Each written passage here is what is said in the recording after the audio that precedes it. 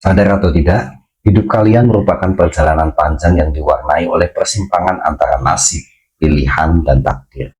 Nasib, pilihan, dan takdir tidak hanya menjadi bahan renungan kalian saja, tetapi juga menarik perhatian pemikir besar dunia. Menyambung video saya sebelumnya tentang takdir, kali ini saya akan membahas tentang nasib, pilihan, dan takdir. Ketiga elemen yang tersebut yang akan membentuk tatanan hidup manusia.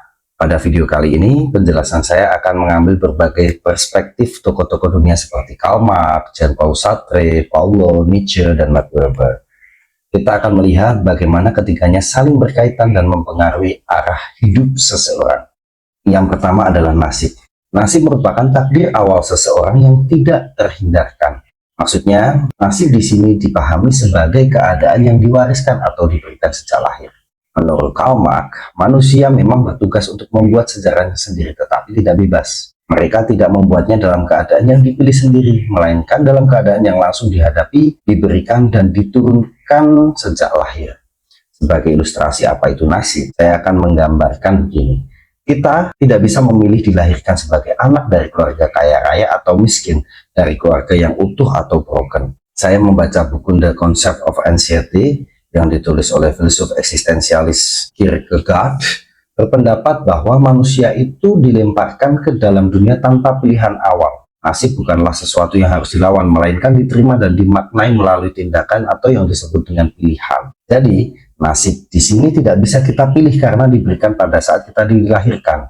Namun kita diberikan pilihan setelah nasib. Kalian mau pilih apa? Mau pilih bagaimana setelah menghadapi nasib tersebut. Pilihan menjadi elemen penting dalam kehidupan karena melalui pilihan seseorang dapat mempengaruhi nasib mereka. Saya baca buku Being and Nothingness karya Jean-Paul, seorang filsuf eksistensialis.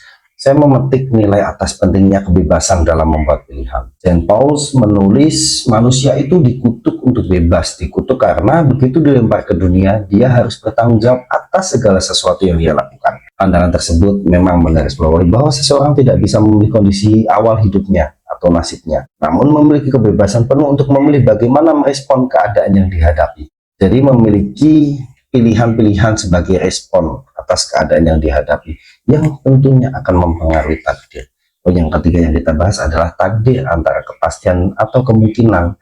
Takdir itu konsep yang paling sering kali dipahami sebagai hasil akhir yang tidak dapat diubah. Machiavelli yang menulis buku The Prince menjelaskan bahwa takdir itu kekuatan luar yang tidak dapat dikendalikan sepenuhnya oleh manusia. Tapi Machiavelli percaya bahwa manusia dapat memanfaatkan keberanian dan kecerdasan mereka untuk mengatasi takdir sejauh mungkin. Kata Machiavelli, separuh dari tindakan kita ditentukan oleh keberuntungan, tapi separuh lainnya adalah dalam kendali kita. Hubungan antara nasib, pilihan, dan takdir sangat berkaitan dan mempengaruhi. Saya baca buku The Constitution of Society karya Anthony Giddens memperkenalkan konsep strukturasi. Giddens berpendapat bahwa struktur sosial awal seseorang yang disebut dengan nasib tersebut akan mempengaruhi tindakan ke depan. Tapi, seseorang harus memiliki kapasitas untuk membentuk kembali struktur melalui pilihan mereka. Hal ini menciptakan hubungan dinamis antara nasib, pilihan, dan takdir di mana manusia tidak hanya menjadi korban keadaan, tetapi agen perubahan. Artinya, manusia sebagai arsitek takdir untuk dirinya sendiri.